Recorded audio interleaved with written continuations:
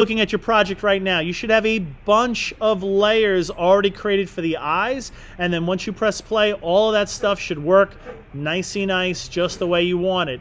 At this point, you should not have done any of the mouths. What we want to do is, when we get started on the mouth, bring your playhead back to the beginning of the video, get your move tool, the only tool we need, and get your closed mouth.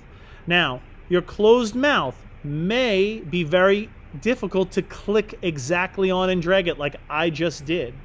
So if you're having trouble doing that, you can select the layer that is your closed mouth. In this case, mine is called Close Smirk. You can select that here and then turn off auto select. And when auto select is off, you can click anywhere, and the only thing you're going to move is whatever was selected on your layer window. Now, when I'm moving bigger pieces around, I like the auto select on, but that is a hack, if you, for lack of a better term, on how to move that mouth around. Place that mouth on your face, find that mouth, and if you haven't already, let's make that the top mouth of all your mouths. You don't have to drag it all the way to the very top of this project. Let's just drag it so it's the top mouth. You can see all my mouths haven't been edited yet, so I've got them all nice and small.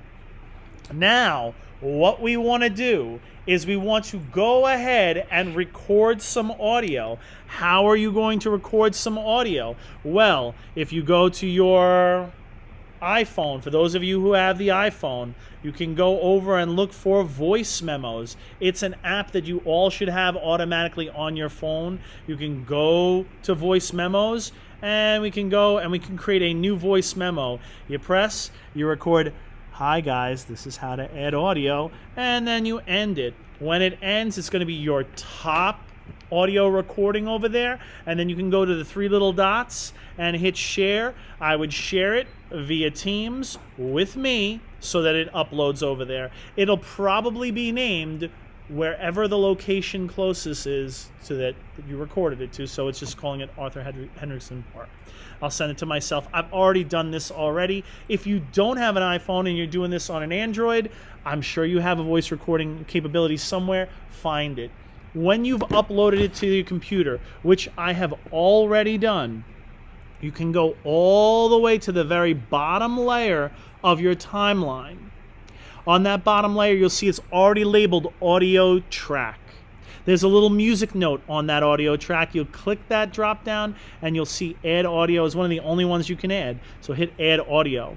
I'm going to go ahead and find my audio. I call it Mr. B Talking. It's already been saved on mine. I'm going to hit open. When you hit open, it will be a green bar. You notice the pictures are all purple bars. The green bar is sound. You can move that sound around. You can even cut it just like we cut our other things by selecting it, placing the playhead where you want it to be, hitting the scissor, and cutting it. Why do I cut it here? Maybe I have a little extra audio at the beginning that I just don't want. All right, so I can select that one little piece. All right, you can see you can click on it. You can even mess with the individual audio in it. You can do a fade in and a fade out. What I want to do is just delete it, so I'm just delete it. All right, but I don't know if I need that or not. What I'm going to do is I'm going to play through. I want to make sure that my volume is on. There's a little volume icon right here. Looks like the little speaker icon with two little sound waves. And I want to make sure my computer audio is on. I'm going to play this thing. I am talking. All right, that's my audio right there. It's beautiful. It's wonderful. I love it. So if I want it to happen later in the movie, I can drag it. But I don't want to drag it too far past all my stuff. The first thing I want to do, and again, if you have headphones, you can use headphones at this point because you probably have to hear it a bunch of times. But I'm going to play. And I'm going to try to find exactly where it seems like it's starting to talk. Okay, so right around 1 second, it seems like that's when the first sounds are coming out of my mouth. So I'm going to place my playhead at 1. Okay, I'm not going to worry about any of this anymore. I have it where I need it. I'm not going to mess with it. Now I'm going to go to my closed smirk. That is my closed mouth. I'm going to go to that mouth, and right here my playhead's already set up where the sound comes from. I'm going to go ahead, highlight it, and make a cut. My first cut should be when you first hear sound. I'm going to make a little gap. These are going to be quick cuts, so you don't need to make that gap particularly long. I'm going to play it for a second just to see what it looks like.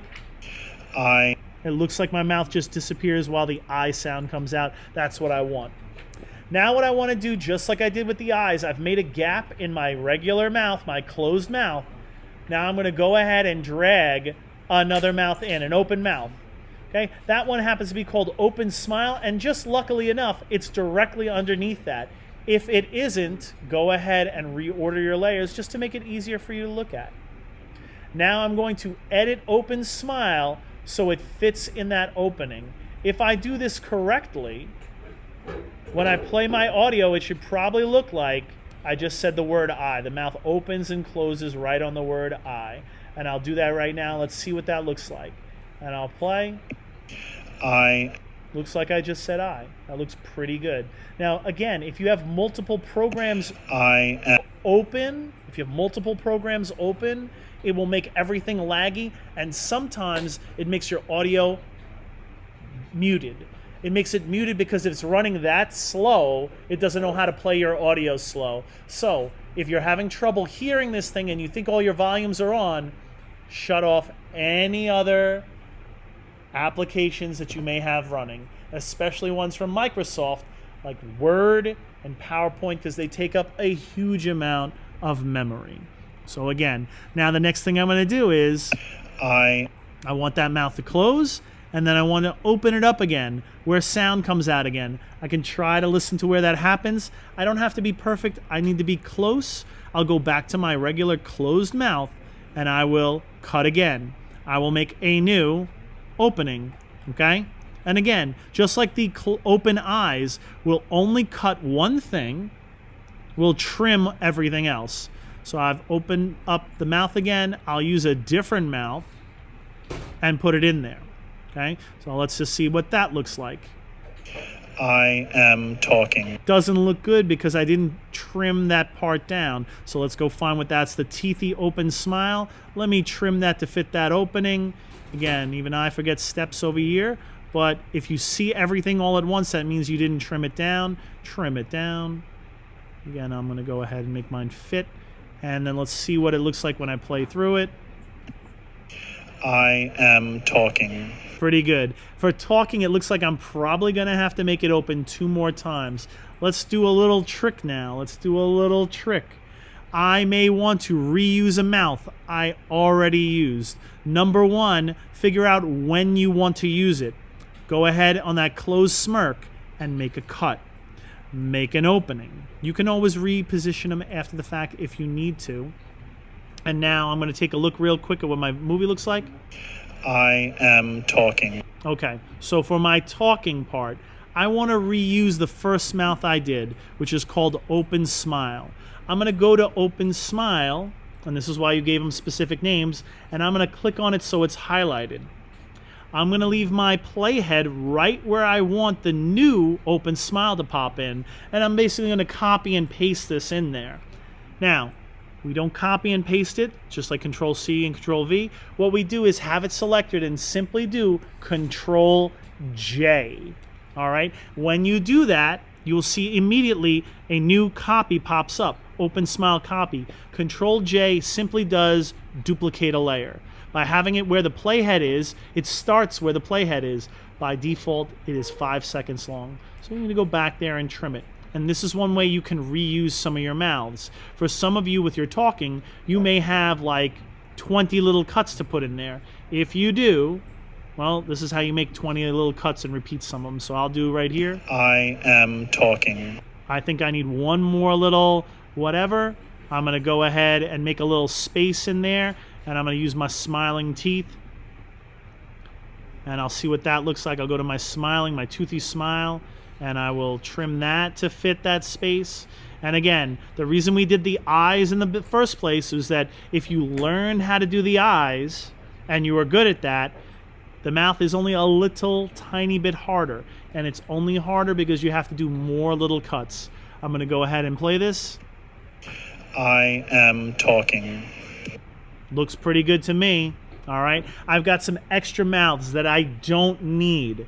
I'm going to go ahead with my auto select, I'm going to click on them and just hit backspace. I'm recording right now, so I can't stop. I'm going to click again, and I'm going to hit backspace and get rid of them. Now that I have my video, and I love my video, and I have my video and my mouse talking, I am talking. and everything looks good, what I'm going to do is I'm going to go to the internet, and I'm going to go ahead and find a picture for my background. I like this one. So what I'm going to do is I'm going to go ahead and save image as.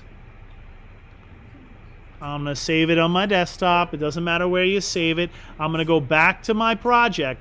For this, what I think you should do to make it less confusing is take your playhead and bring it all the way to the beginning of the movie. Go to your Windows layer and click on the very bottom layer. It's probably going to be the face.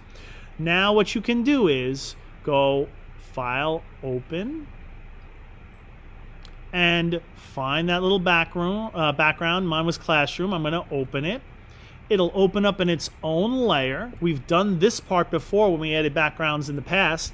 Control A selects all. Control C copies it. Once it's copied, go back to your original project and do Control V. What will probably happen is that this picture will be in the middle of your project and probably on top of your face. Go to your layers window over here and then just drag the face above it or the picture behind it. When we want to go back to this, click on the layer that picture is on, and then we can go to Edit and Transform, and we can go to Scale. You can also hit Control T, but you don't need to know all the shortcuts. What I will do is I'm going to go ahead and enlarge this so it fits nice behind my guy. I'm realizing right now I've got him off center, and I don't love, his placement here, and I don't think I need all this extra space. So what I'm going to do is I'm going to make my picture a little bit bigger. I'm going to hit Enter to get out of Transform. And now what I'm going to do is I'm going to go to my crop tool. The crop tool is probably like 4 or 5 down. C is the shortcut. What I'm going to do is I'm going to go take the crop tool and make a little space on this side. Go take the crop tool, take some space off of that side. I'm going to go take the crop tool and kind of take some off the bottom here. And I'll crop it. And I'll take my move tool and I'll try to move my background. And then I'll go ahead and resize my background, just like I was doing before with Transform and Scale. All right, and then what I'm going to do is just get it looking the way I like it. So here's my background. I noticed that when I did this, I created a little booger down here in this corner. There's a little bit of white over here. So I'm going to find out what layer it's on, and I'll go ahead and clean it up. Okay, and now I've got my guy kind of centered. I've got my background behind him. I'm going to play it real quick. I am talking. It looks good. I think I did a good job on it. It's totally finished. Everything works the right way. Now what I'm going to do is I'm going to go up to File, Export, and then the very last option on export is Render Video. The Render Video will make this an actual video file. It'll be named whatever you had it named. You can always change the name up here. Select folder, it will be saving wherever you've been saving it in the past. So if it was in your downloads, it'll be in your downloads. If it was on your desktop, it'll be desktop. This is a chance, if you want to change where it goes. All the other encoders and everything else should be left at default, and then you can hit render. When it's done rendering, yours might go slow, it might go fast. It all depends on the available memory that you have in your computer.